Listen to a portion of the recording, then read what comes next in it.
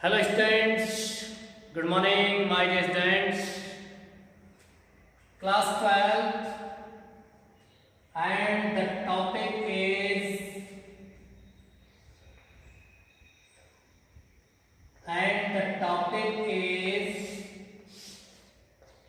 the seven age of man. The seven age of man by William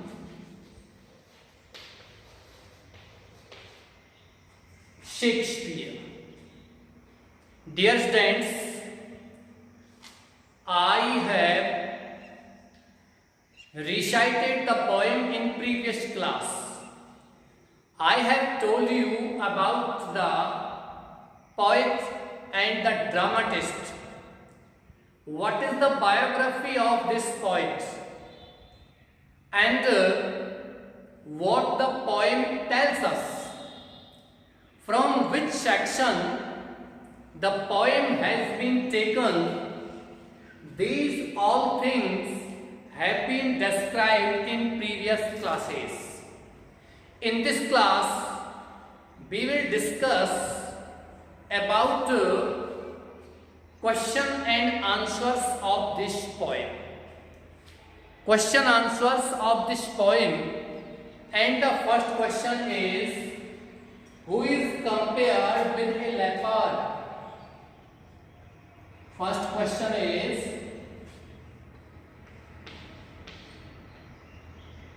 who is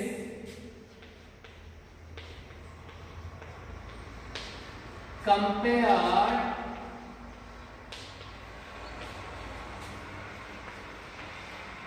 with a leopard? एक तेंदुए की तुलना किससे की जाती है?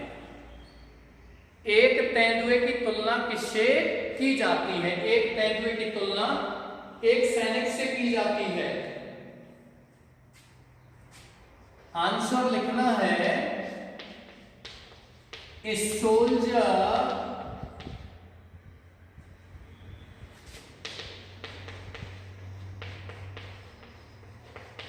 in the fourth stage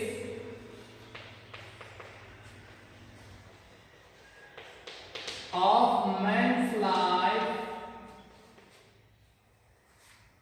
is compared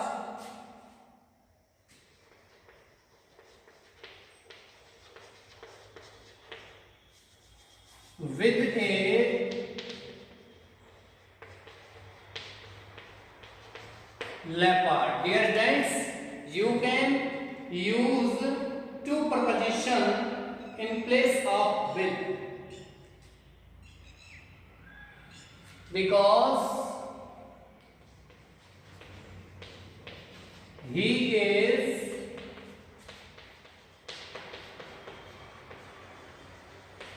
quick and fast.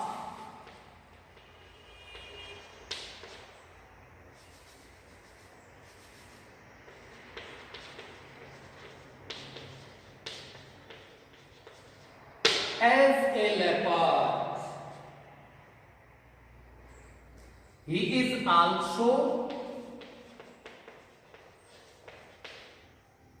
is also bearded like a leopard. Question number 2. Second question is, what is the role of a nurse? What is the role of a nurse? Dear students, first question is, who is compared, किसकी तुलना की गई है with a leopard, एक तेंदुए से. तो प्रिय विद्यार्थियों, मैंने ये कविता आपको पढ़ाई थी, उसमें स्पष्ट रूप से बताया था इंसान की पहली अवस्था इन्फेंट शिशु होता है, जो अपनी दाई मां की भुजाओं में उल्टियां करता रहता है, रोता रहता है। Second stage is school boy. He goes to school like a snake creeping and unwillingly. वह एक समुद्री शीप की तरह स्कूल जाता है, रेंगते हुए जाता है, बिना इच्छा के जाता है। अगली स्टेज ए लवर, एक प्रेमी की अवस्था, जिसकी तुलना की जाती है कि वह एक भट्टी की तरह आहें भरता है।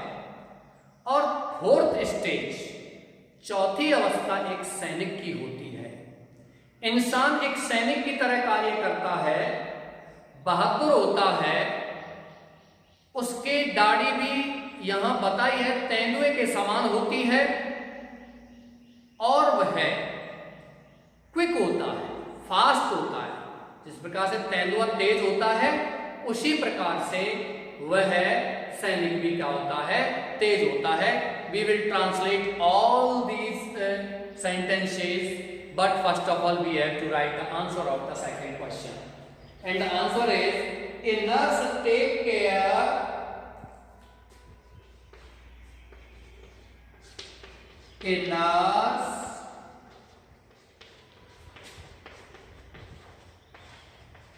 takes care of an infant who is always crying and puking in her arms.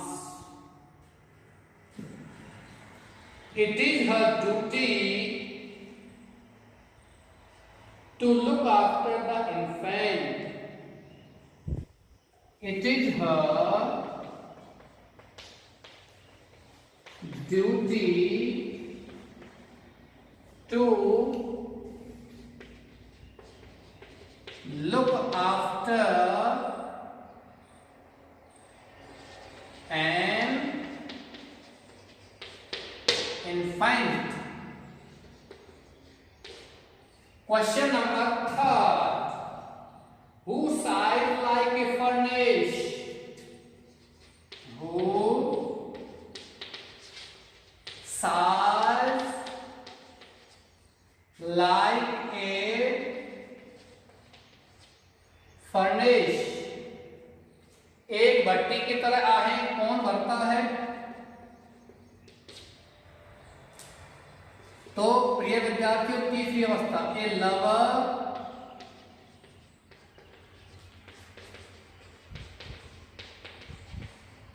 in the third stage of man's life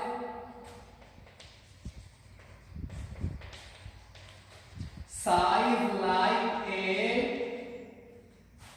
furnace.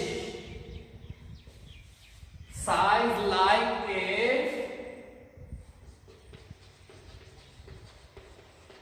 furnace. किसकी तरह? एक भट्टी की तरह वह क्या करता है? आहें भरता है। चलिए इसको यहां लिख देते हैं। साइज लाइक ए फर्नेस, एक भट्टी की तरह क्या करता है? वह आहें भरता है। A lover is so much attached. A lover is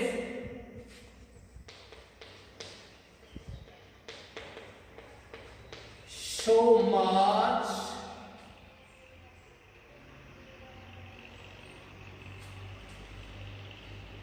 attached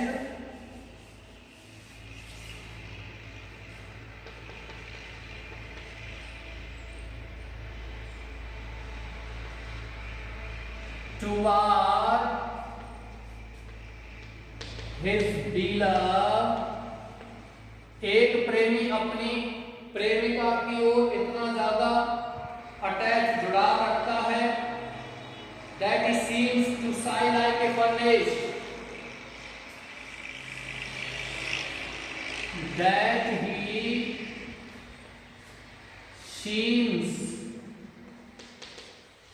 to sigh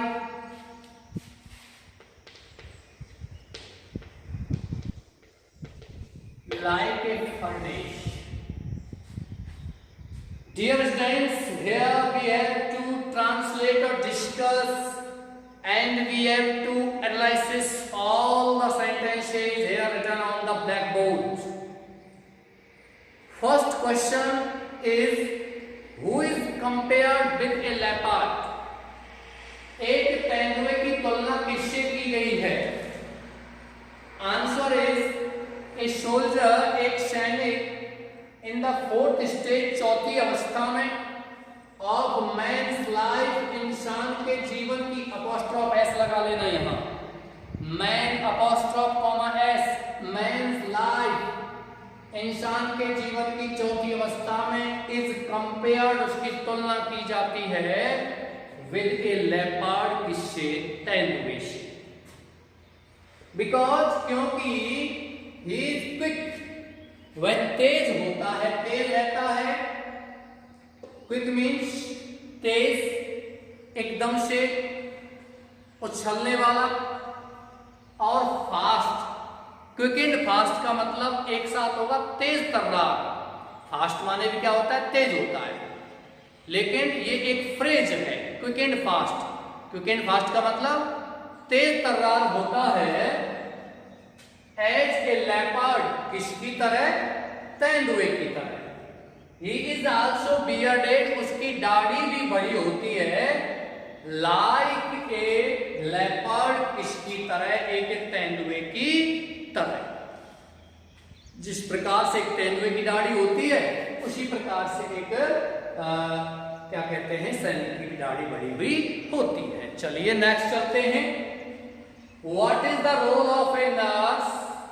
what is क्या है? The role of a nurse, एक नर्स का योगदान। नर्स मीन्स उपचारिका, परिचारिका, धायमा। And in today's world we can say in Hindi आया। नर्स, आया, धाय, क्या योगदान होता है उसका? ए नर्स, एक धाय, एक नर्स, एक उपचारिका, परिचारिका, टेक्स केयर माने देखभाल करती है, ऑफ एन इन्फेंट, एक शिशु की, हु इज ऑलवेज क्राइंग, जो शिशु ऑलवेज, हमेशा, क्राइंग, रोता रहता है, एंड प्यूकिंग, और उल्टियां करता रहता है, इन हर आर्म्स, उसकी भुजाओं में। किसकी भुजाओं में?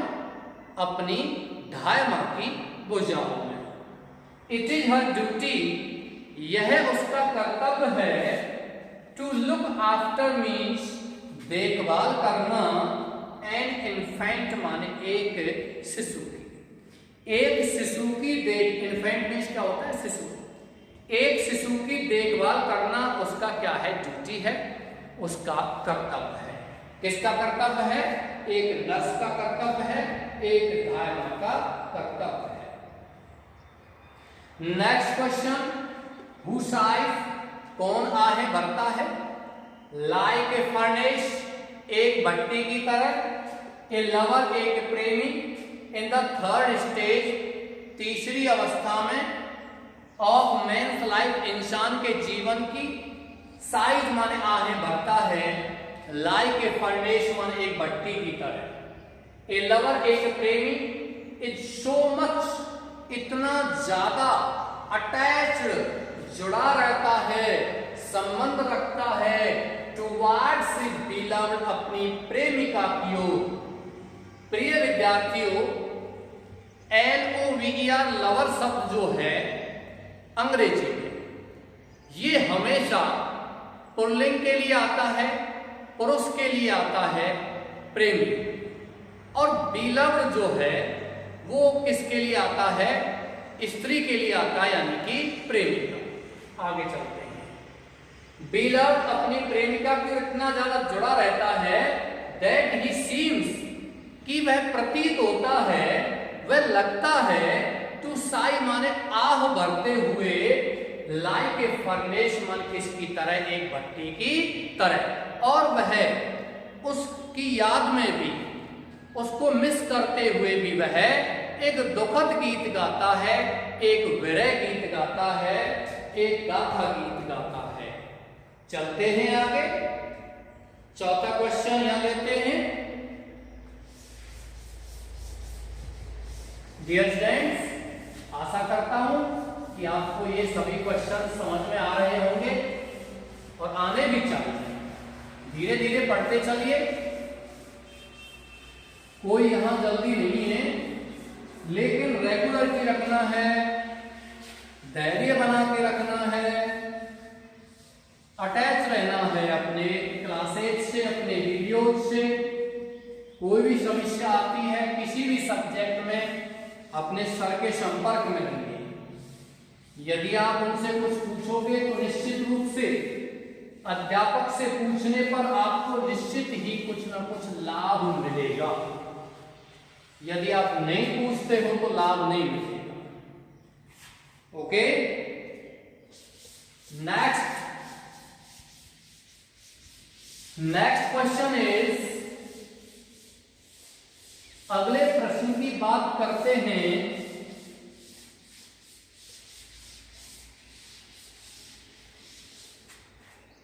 अगला प्रश्न है, at what stage does a man wear spectacles on his nose?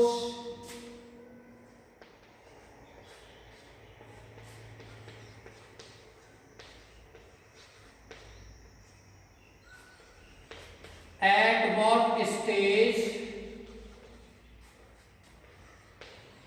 does a man wear spectacles on his nose? Spectacles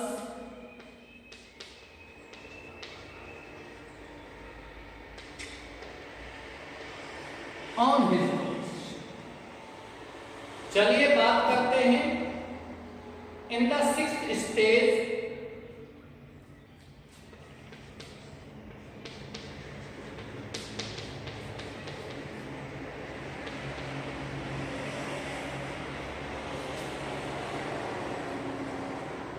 छठवीं अवस्था में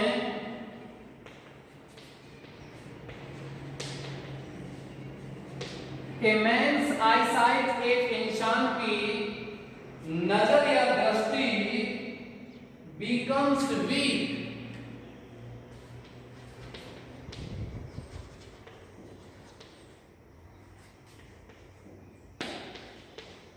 so he wears spectacles on his nose, अपनी नाक पर चश्मे पहनता है।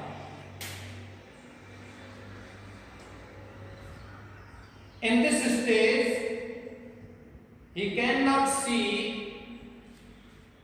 in this stage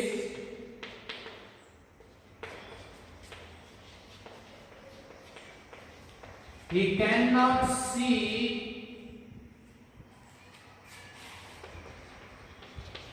clearly without spectacles। इस अवस्था में he cannot see, वह नहीं देख सकता है क्लियरली, स्पष्ट रूप से, विदाउट स्पेक्टिकल्स, बिना चश्मों के। Next question is question number 5, what is the importance of, what is the importance of Repetition of the word sense.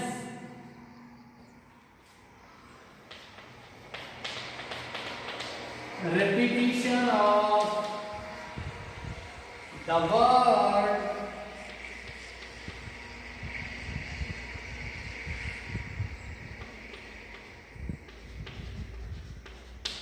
sense. Sense शब्द के दोहरान का क्या मतलब है, ये इसमें पूछा गया। चलिए, we write the answer of this question, then we will translate these questions. Repetition of the word sense is important. The repetition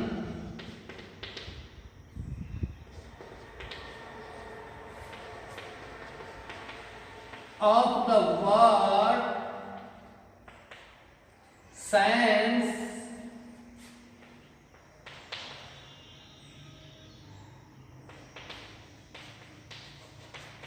is important because क्योंकि it strengthens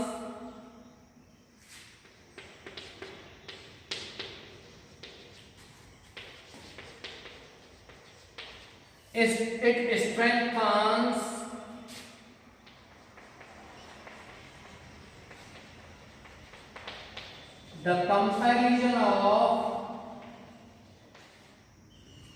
second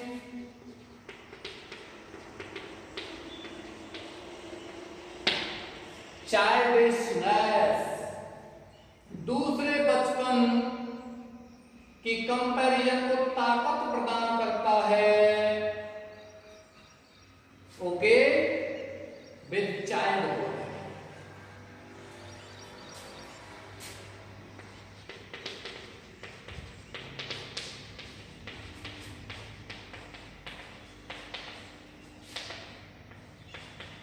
In this stage, he lives a life without teeth, taste, eyes, and without everything.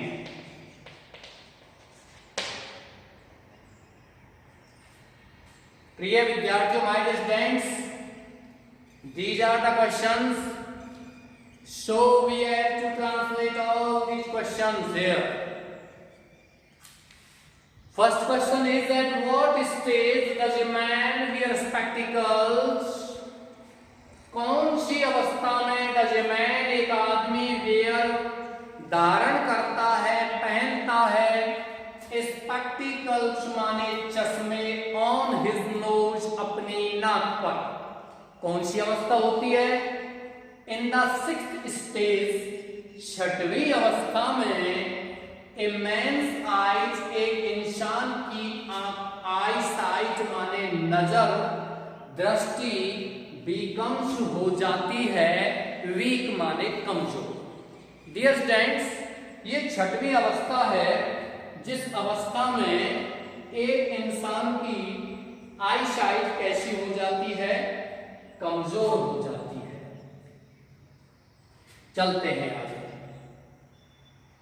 So he wears, इसलिए वह, wears माने धारण करता है, पहनता है, spectacled, चश्मे, ऑन हिज नोज, अपनी नाक पर। इन दिस स्टेज, इस अवस्था में, ही कैन नॉट सी, वह नहीं देख सकता है, क्लियरली, स्पष्ट रूप से, विदाउट स्पेक्टिकल्स, बिना चश्मों के। इस अवस्था में, कौन सी अवस्था में? छठवीं अवस्था में वह बिना चश्मों के स्पष्ट रूप से नहीं देख सकता है। क्यों? क्योंकि इस अवस्था में उसकी उम्र बहुत हो जाती है, आंखें, नजर, दृष्टि उसकी कमजोर हो जाती है। चलिए question number 5, what is the importance, क्या महत्व है ऑफ रिपीटिशन, रिपीटिशन माने दोहरान, of the word sense, sense शब्द का दोहरान जो होता है बार बार। मैंने जो कविता आपको पढ़ाई थी, इस कविता की लास्ट पंक्ति में ये जो शब्द है sense, the word is not from British और English language, the word is और has been taken from French language, sense means without. Okay, तो यहां कवि बार बार सेंस का प्रयोग करता है, क्यों? वाई? द रिपीटिशन, दोहरान, of the word sense, sense शब्द का दोहरान, इज इंपॉर्टेंट, महत्वपूर्ण है, बिकॉज, क्योंकि इट स्ट्रेंथन्स, यह ताकत प्रदान करता है, मजबूत करता है, द कंपैरिजन माने तुलना को, ऑफ सेकेंड चाइल्डनेस, दूसरे बचपन की, विद चाइल्डहुड माने किससे? बचपन से। अब यहां आपको लगा सर दूसरे बचपन की, तो दूसरा बचपन समझ लो किसे कहते हैं? ये क्वेश्चन भी आपको आ सकता है कि किस अवस्था को दूसरा बचपन कहा गया है। द सेवेंथ स्टेज और लास्ट स्टेज और द ओल्ड एज और old stage of a man's life has been described here, the second childishness, by the great poet William Shakespeare, because in this stage he lives a life like a child, he lives a life like a child, without taste, without eyes, without everything। यहां दूसरा बचपन अंतिम अवस्था को बताया गया है। In this stage, इस अवस्था में, ही लिव्स, ये आपका कॉमा है, वह जीवन जीता है, लिव्स ए लाइफ, जीवन जीता है, विदाउट टीथ, बिना दांतों के, टेस्ट, बिना स्वाद के, आईज, बिना आंखों के, एंड और विदाउट एवरीथिंग, प्रत्येक चीज के बिना वह अपना जीवन जीता है।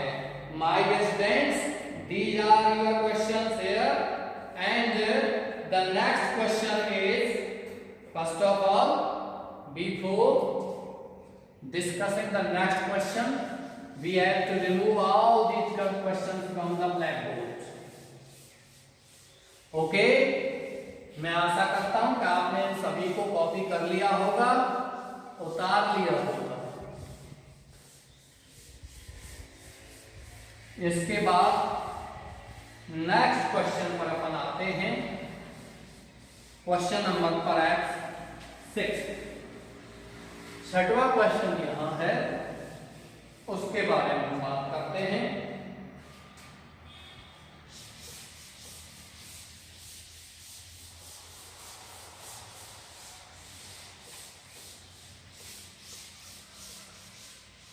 छठवां क्वेश्चन है कि आपको इस कविता में कहीं ना कहीं एक दुखद बात नजर आती है,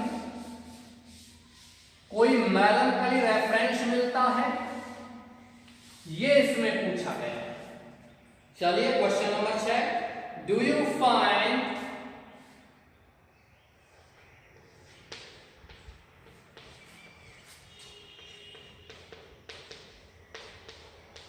Do you find any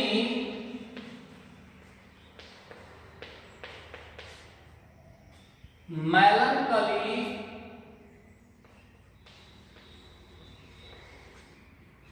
reference in the poem? इस कविता में आपको कहीं मेलंकली रेफरेंस मिलता है। मेलंकली रेफरेंस का मतलब होता है कोई दुखद संदर्भ मिलता है, कोई दुखद बात मिलती है? Yes, in the last stanza of the poem,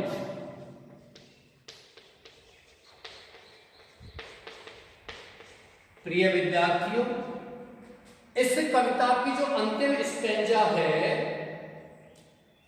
इस अंतिम स्टेंजा में कवि व्यक्त करता है दुखद बात को, कि इस स्टेंजा में बताता है कि 7वीं अवस्था में एक व्यक्ति इतना वृद्ध हो जाता है कि कवि को उस वृद्ध व्यक्ति की तुलना दूसरे बचपन से की गई, मतलब दूसरा बचपन उसको कहा गया है, और वह बिना अपनी इंद्रियों के ही जीवन जीता है, जीवन यापन करता है। चलिए, in the last stanza of the poem, there is the melancholy reference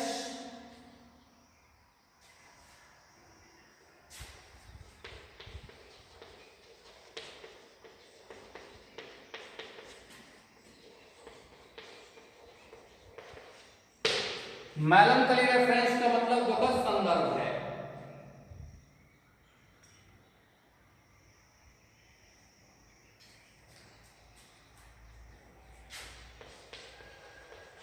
These are the last scene of all.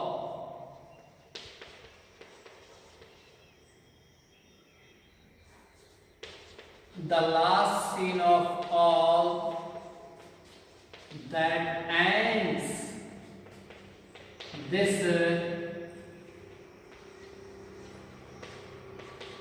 eventful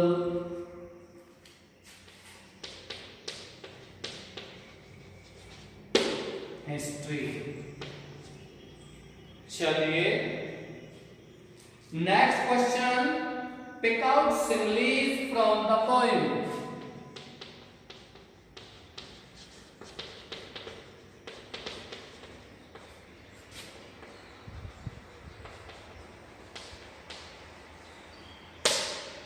pick out similes from the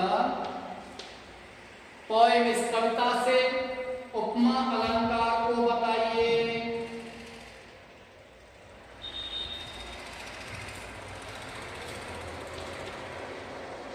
These are the similes in the poem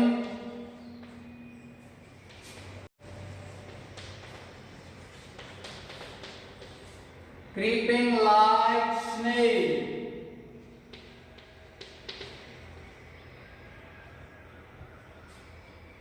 snail की तरह creep करना,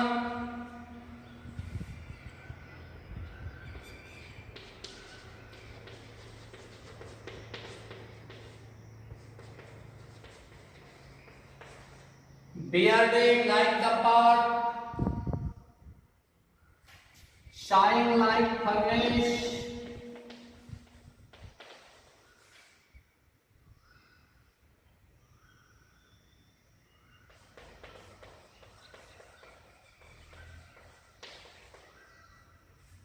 ये आपके शिमली हैं। उपमा अलंकार फिर समझाता हूं। पहले क्वेश्चन नंबर 1 के बारे में बात करते हैं।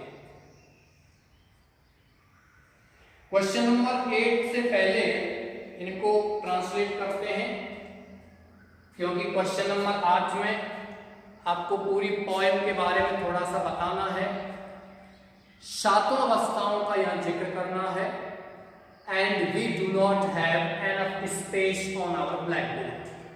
So first of all we have to translate or analyze these questions, and after that we will write the rest of the questions and translate them later. Okay? Do you find, क्या तुम पाते हो any कोई भी melancholy दुखद reference संदर्भ in the poem, इस कविता में? इन द लास्ट स्टेंजा, अंतिम खंड में, ऑफ द पोएम, इस कविता के, there is the melancholy reference एक दुखद संदर्भ है। लास्ट में these are the last scene of all, सभी का अंतिम दृश्य, दैट एंड्स जो समाप्त कर देता है, दिस इवेंटफुल इस घटनामयी, हिस्ट्री माने इतिहास को। पिक आउट सिमिलीज, उपमा अलंकारों का वर्णन करो। पिक आउट उठाओ, सिमिलीज माने उपमा अलंकार, फ्रॉम द पोएम इस कविता से। These are the similes, ये उपमा अलंकार हैं इन द पोएम इस कविता में। क्रीपिंग लाइक स्नेक, घोंगे की तरह। रेंगना, क्रीप मीन्स क्या होता है? रेंगना, रेंग करके चलना, धीरे धीरे चलना, ये इस कविता में बताया गया है।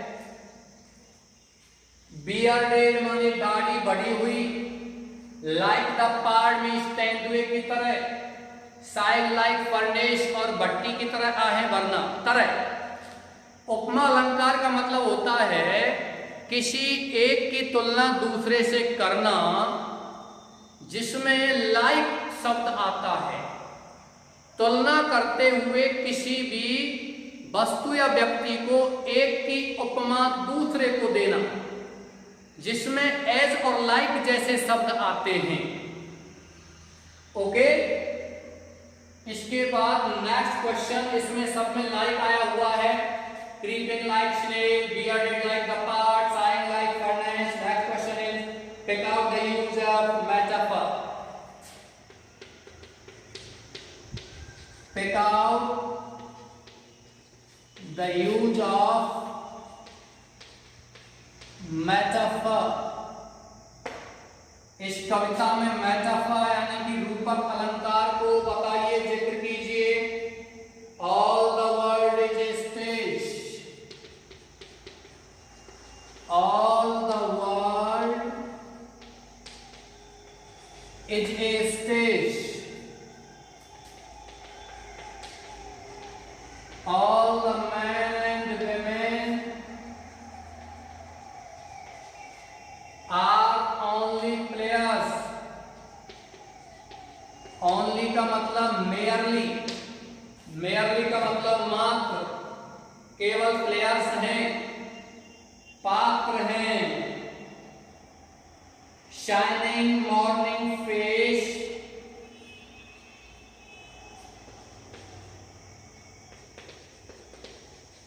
शाइनिंग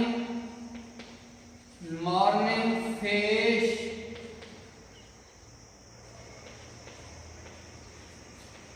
the bubble reputation,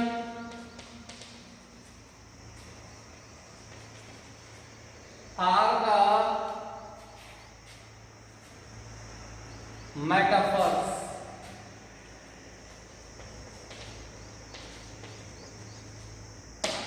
क्या है ये? रूपक है। रूपक का मतलब रूपक अलंकार है। चलिए डियर स्टूडेंट्स, यहां हम बात करते हैं रूपक अलंकार के बारे में। कौन कौन से रूपक अलंकार यहां दिए गए हैं?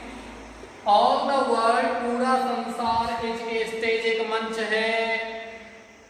All the man and women, सभी पुरुष और औरतें, आर ओनली प्लेयर्स, केवल पात्र हैं, खिलाड़ी हैं। शाइनिंग मॉर्निंग फेस, चमकदार सुबह का चेहरा। द बबल रेपुटेशन माने बुलबुलेदार प्रतिष्ठा। आर द मेटाफर्स, ये सभी क्या हैं? रूपक अलंकार है। दैट हैव बीन यूज्ड और described in this poem by the poets.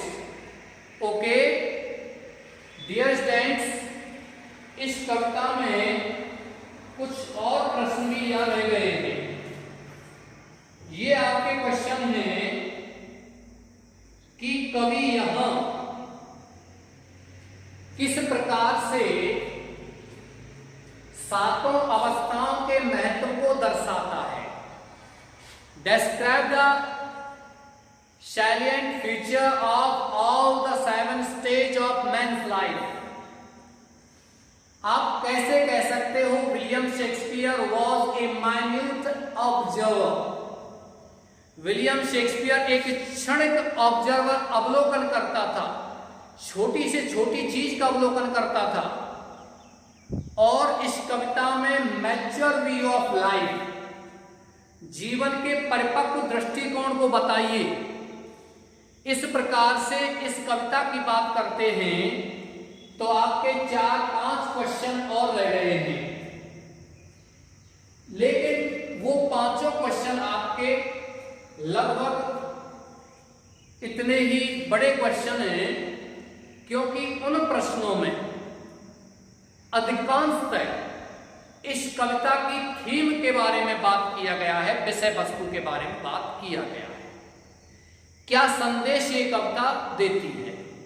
मैं आपको ये पहले ही बता चुका हूं कि विलियम शेक्सपियर ने जीवन को नाटक कहा है, और ये जो कविता जिस कॉमेडी से ली गई है उसका नाम है एज यू लाइक इट। और उस कॉमेडी में, सुखांत नाटक में एक पात्र होता है जिसका नाम होता है जैक्स। जंगलों में रहता है और वो जंगल में रहते हुए ही कविताएं करता है, कविताएं बोलता रहता है। वो दुखद प्राणी है, दुखद व्यक्ति है, वो हमेशा दुखद रहता है, दुखद गीत गाता है, जीवन को एक क्या कहते हैं, एक फिलोसफर की तरह देखता है, एक दार्शनिक की तरह देखता है। But do you mind, the real philosopher was William Shakespeare, not Jaques. William Shakespeare ने तो जैक्स का नाम दिया है, पात्र दिया है। जैक्स किस प्रकार का आदमी था वो तो विलियम शेक्सपियर ने बताया है। प्रिय विद्यार्थियों, मान के चलिए किसी भी लेखक ने, नाटककार ने 10, 20, 50 नाटक लिखे हैं। उन नाटकों में जितने भी पात्र हैं उन्होंने बहुत अच्छा कार्य किया है, लेकिन कार्य करवाने वाला कौन है? ये वो अकेला व्यक्ति है जो सभी की रचना कर रहा है। इसलिए यहां ये क्लास आप इसको कॉपी कर सकते हो, मैं ट्रांसलेट करवा चुका हूं। आराम से वीडियो को पॉज करते हुए भी इसी के साथ मैं इस क्लास को यहां समाप्त करता हूं। Thanks a lot.